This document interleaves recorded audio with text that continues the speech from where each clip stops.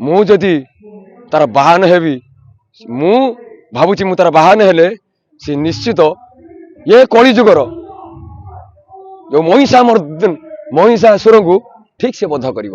ଦେଖନ୍ତୁ ଆଗକୁ କଣ ହଉଛି ସମୟ କହିବ।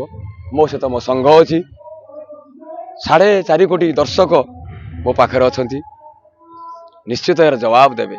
ଯାତ୍ରା ରାଜନନ୍ଦିନୀର ପ୍ରଯୋଜକ ୱେଲକମ୍ କରିଛନ୍ତି ଆପଣ? ନିଶ୍ଚିତ ମୁଁ ଭଦ୍ରକ ମାଟି ମୁଁ ଭଦ୍ରକର ଛୁଆ ଆଉ ତାଙ୍କୁ ଯେହେତୁ ସିଏ ବି 3 ବର୍ଷର ଅନୁଷ୍ଠାନ, ସିଏ ବି 1 କ୍ଲାସ ଅନୁଷ୍ଠାନ, ସେଟା ତ ମୁଁ ଆଉ କହିପାରିବିନି। ନିହାତି ବାଧିବ ତ ଗୋଟେ ଭାଇ ମାଡ଼ ଖାଇଲେ ନିଶ୍ଚିତ ଭାଇକି ବାଧିବ। ତେଣୁ ମୁଁ ସେ ସ୍ୱାଗତ କରୁଛନ୍ତି, ମୁଁ ତାଙ୍କ ସ୍ୱାଗତ ଅପେକ୍ଷା କରିଛି। ସମୟ କହିବ କଣ ହବ, ଏବେ କିଛି କହିପାରୁନି, ସମୟ ଆଗକୁ କହିବ କଣ ହଉଛି।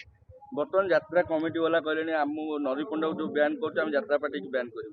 ସେ ତ ମୋ ଦର୍ଶକକୁ ତ ମୁଁ ଅଟକେଇ ପାରିବିନି ନା। ମୋ ଦର୍ଶକ ମୋ ଭଗବାନ, ମୋ ପ୍ରଭୁ, ମୁଁ ତାଙ୍କୁ ଅଟକେଇ ପାରିବିନି। ଦର୍ଶକ କାହାକୁ ବନ୍ଦ କରିବି? ତଥାପି ବହୁ ଦର୍ଶକ କହିଛି ଦେଖନ୍ତୁ ଯାହା ହବ ଶାନ୍ତି ଶୃଙ୍ଖଳାରେ ଆମେ ଆଇନ ଅନୁସାରେ ଯିବା, ତାପରେ ଯାହା ହବ ହବ।